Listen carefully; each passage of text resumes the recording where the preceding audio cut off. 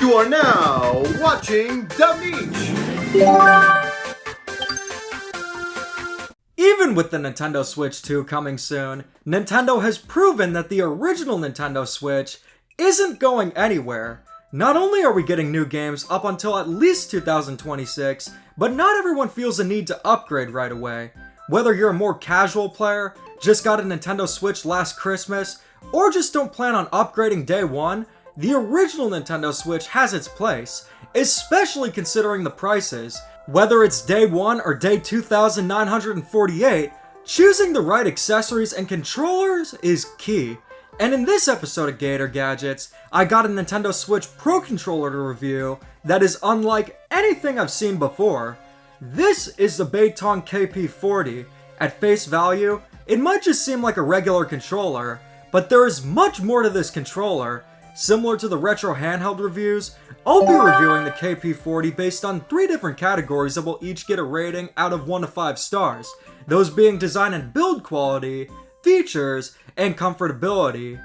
The first thing that the Beitong KP40 wants you to know is that it's the most popular controller in China. That right there is bold. It makes me even more intrigued with this controller, and I have high expectations going in. So the question is the Beitong KP40 worth getting? Taking a look at the design of the Beitong KP40, it's very reminiscent of an Xbox controller. This is actually a really good thing considering just how good the Xbox controller is. This dabbles more into the comfortability aspect, but holding and using the controller has a similar feel to using an Xbox controller, which is nice. The controller itself is a sleek matte white. It also has LEDs, which are customizable through the app. Having LEDs is one of my favorite features of third-party controllers, and I'm surprised that they're not features on first-party controllers. It makes a controller feel so unique and also just looks so cool.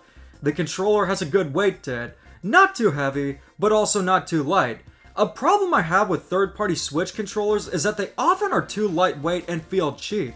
With the KP40, it costs less than that of an official Switch Pro controller, but it still feels premium. It feels like an in-between of a Power A controller and an official Switch Pro controller, which is good considering the value. The matte plastic they use for the controller shell is really nice. You won't have to worry about smudges or anything. It has a nice texture to it, which definitely helps in terms of comfort. In terms of design and build quality, the KP40 gets 5 out of 5 stars. The Beitong KP40 has most of the same features of the Nintendo Switch Pro controller. A lot of third-party controllers lack gyro and rumble, but I'm happy to say the KP40 has both gyro and rumble. The rumble in particular feels really nice. It's stronger than that of an official Switch Pro controller and makes gaming even more immersive. Gyro is responsive and works well. There are also 2 remappable back paddles as well as turbo. When it comes to Switch games, the back paddles are great to have for quick inventory management, or they can be used to replace clicking into the analog sticks to run in Fortnite or Xenoblade Chronicles X. It makes the experience a lot smoother. There's also turbo. Activate it and you can have a button rapidly pressed by just holding it.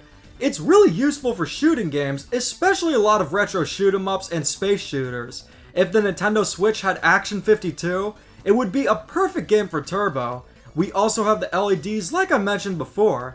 But the signature features of the KP40 are not only adjustable triggers, but adjustable analog sticks as well.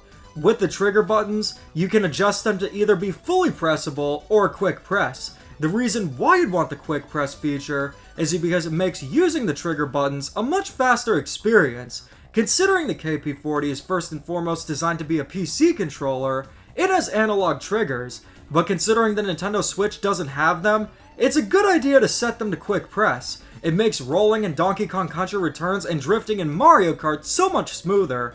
It's literally like pressing a face button. Battery life is also pretty good. I've had the controller for almost a week, and only ever had to charge it once. You can also get more mileage out of the battery if you turn off the LEDs. It's very similar to other modern gaming controllers in terms of battery life. The feature I was easily the most intrigued about was with the adjustable analog sticks. By turning the metal dials to the left, you can tighten the analog sticks to get quick and precise movement, but turning it to the right makes actions such as aiming in an FPS a lot more precise. So essentially, you can adjust the movement range of the analog stick, which is a feature I've never seen on any controller before. It's a level of customization you can only get with this controller. Whether if it's a feature you'll need or not, it's really nice to have it. If you play a lot of FPS games, or even games like Fortnite or Splatoon, the KP40 will definitely enhance your game.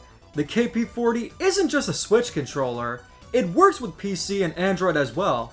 I primarily game on my Nintendo Switch, but I do play PC games as well.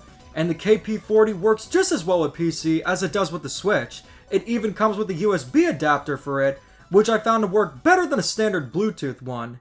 The KP40 is one of the most feature-rich controllers I've ever used. The only issue I have with it is that remapping the back paddles and customizing the LEDs are done through the PC app, and not directly via the controller. I've used controllers that have customizable LEDs where you customize them with a simple button combination. Going through the app does work, but it's not as seamless as I would have liked. In terms of features, the KP40 gets 4.5 out of 5 stars. What's the most important aspect of a controller? How comfortable it is. I mentioned that it feels like an Xbox controller in the hands, but I'll also be going over how the buttons feel, how the analog sticks are, and overall, how comfy is it for extended gaming sessions.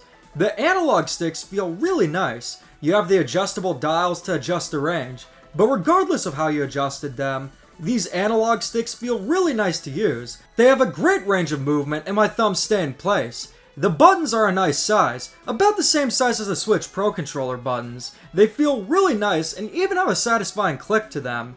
Now, whenever a controller has back paddles, I always have a concern in terms of comfort. They often stick out and can make a controller less comfortable, but the back paddles here are flushed into the backplate, meaning that they don't protrude and don't make the controller less comfortable. The D-pad is also an interesting hybrid of a classic D-pad and a dish-style one. Considering this design is based on that of an Xbox controller, it makes sense to have the D-pad be similar.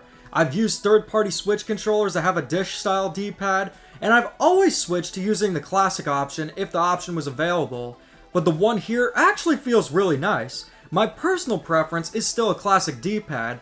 I'm a Nintendo fan after all, but the one here gave me a new appreciation for dish-style D-pads. Got me saying, dish dish dish!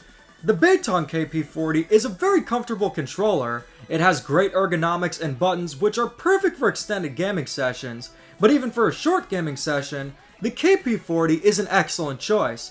Comfortability gets 5 out of 5 stars. The Beitong KP40 got 5 out of 5 stars for build quality and comfort, and 4.5 out of 5 stars for features. The Beitong KP40 gets the overall score of 4.83 out of 5 stars. I'm quite impressed with it, and its unique features make it stand out. If you want to get one for yourself, I'll link it in the description and on the pinned comment. So what do you guys think? Let me know in the comments, and keep calm and da-da on.